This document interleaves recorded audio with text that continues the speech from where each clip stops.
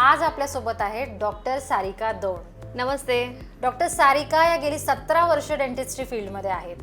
त्यांचं नाशिक आणि निफाड या दोन्ही ठिकाणी क्लिनिक आहे आणि त्यांची स्पेशालिटी म्हणाल तर डेंटल इम्प्लांट्स आणि स्माइल डिझायनिंग. तर आज माझ्या मनात खूप छोटे प्रश्न आहेत. आपण त्यांच्याशी बोलून या सगळ्या प्रश्नांची उत्तरं जाणून घेऊयात. डेंटल ट्रीटमेंट्स या खूप पेनफुल असतात. चूक की बरोबर? नक्कीच चूक. कारण हो, आधी ट्रीटमेंट्स थोड्या पेनफुल असायच्या, परंतु आता नवीन एवढे इक्विपमेंट्स आलेत, नवीन एवढ्या एनेस्थीशिया आहे, त्यामुळे आता सध्या या पिरियडमध्ये आपण we are in the phase की जिथे आपल्याला अजिबात पेनलेस ट्रीटमेंट बघायला मिळते. बिलकुल पेन होत नाही. इवन आता आधी जे इम्प्रेशन्स घेतले जायचे ते आता डिजिटली घेतले जातात.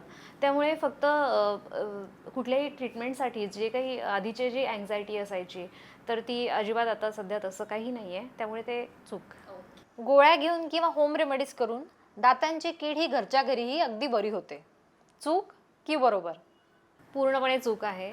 कारण गोळ्या घेतल्याने किंवा तुम्ही घरगुती रेमेडीज करता त्याने तात्पुरतं दातातला पेन जे आहे ते थांबतं. तुमचा तात्पुरतं आराम पडू शकतो, परंतु tooth is the only organ in your body जो स्वतःहून रिपेअर होऊ शकत नाही. तुम्हाला सर्दी असेल, तुम्हाला खोकला, फीवर असेल तर तुम्ही गोळ्या घेऊन बरे होऊ शकता. त्याप्रमाणे दातांचं नाही आहे.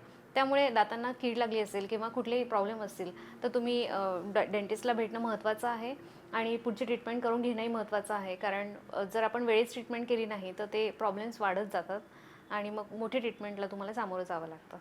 एकदा आर्टिफिशियल कॅप बसवली म्हणजे पुढे काहीच टेन्शन नाही. चूक की बरोबर? हेही चूक आहे.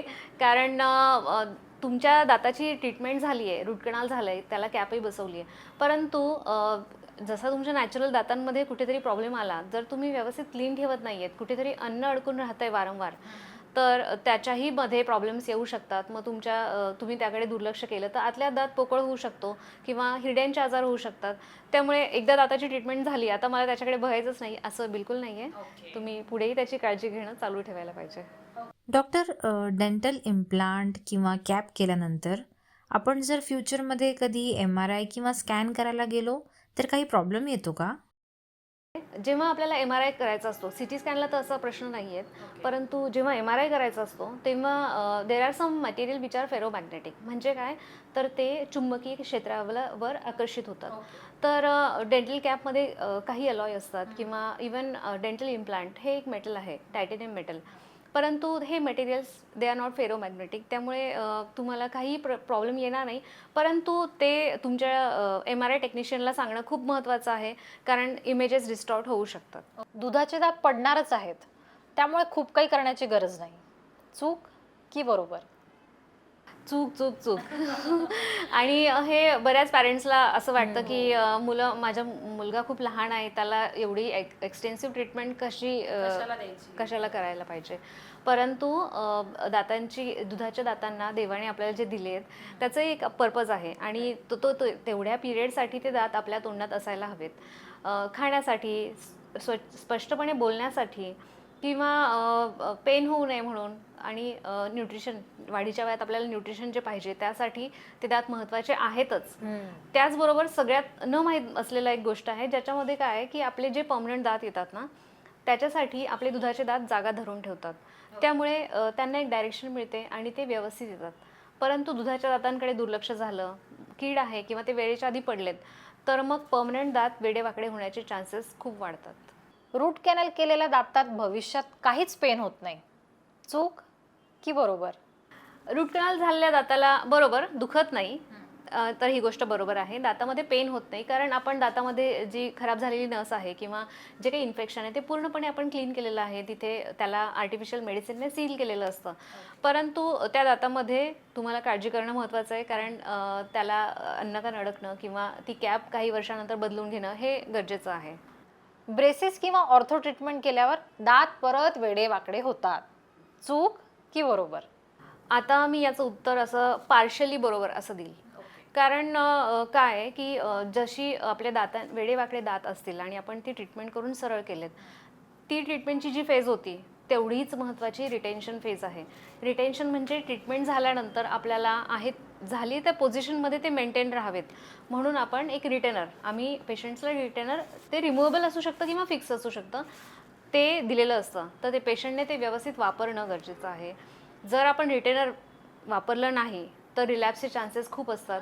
आणि ट्रीटमेंट करतानाच आधी आम्ही बघून घेतो. काही केसेसमध्ये ज्यांच्यामध्ये बोन किंवा ज्यांच्यामध्ये ऑलरेडी काही हॅबिट्स आहेत, थंब सकिंग आहे, टंग थ्रस्ट आहे, वेगवेगळे हॅबिट्स आहेत, ट्रीटमेंट झाल्यानंतरही जर हॅबिट्स कंटिन्यू असतील त्याच्यानेही रिलॅप्स होण्याचे चान्सेस असतात.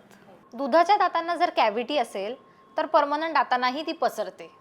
हे चूक आहे की बरोबर? दुधाच्या दातांची कॅव्हिटी पर्मनंट दातांपर्यंत पोहोचणार नाही आहे. त्यामुळे दुधाचा दात किडला म्हणून पर्मनंट दातही किडलेला येईल असं बिलकुल नाही आहे. परंतु ते क्लीन ठेवणं आणि अगेन ती ट्रीटमेंट करून दात व्यवस्थित करणं महत्त्वाचं असतं, म्हणजे आपले पर्मनंट दात व्यवस्थित जागेवर येतील. जर दात आपण डॉक्टरकडे जाऊन साफ केले किंवा क्लिनिंग केलं तर ते खूपच हलायला लागतात किंवा खूप मोकळे मोकळे व्हायला लागतात. चूक की बरोबर? पार्शली बरोबर मी म्हणेल. कारण मोकळे होतात याचं रिझन असं की दातांवरचा जो लेयर झालेला आहे, दातांवर जे आवरण तयार झालेलं आहे ते रिमूव्ह केल्यानंतर नक्कीच तुम्हाला तिथे गॅप वाटेल, काहीतरी मोकळं झाल्यासारखं वाटेल. परंतु ॲक्च्युली आपण जेव्हा ते कॅल्क्युलस काढतो, प्रोफेशनली जेव्हा तुम्ही दातांची साफ करून घेता तेव्हा आम्ही त्याच्यावरचा स्टेन किंवा कॅल्क्युलस काढतो.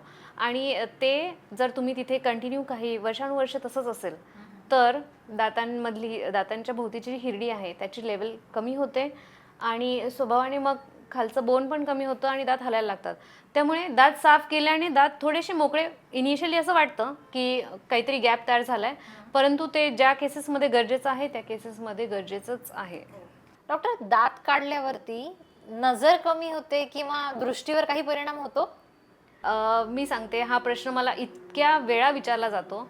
Even educated people they have this misunderstanding. तर हे पूर्णपणे चुकीचं आहे. दात मी मागेच सांगितलं, दात हा त्याच्या एक सॉकेटमध्ये असतो विच इज इन युअर जॉ. तो तुमच्या जबड्यापुरताच मर्यादित आहे. त्यामुळे दातामुळे तुमची नजर किंवा तुमच्या डोळ्यांवर काहीही परिणाम होत नाही. डॉक्टर, हे सेशन खूप अमेझिंग होतं, जे आपण ट्रू अँड फॉल्स जाणून घेतलं.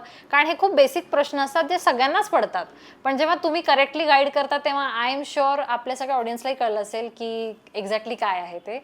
So thank you so much. See you in next episode.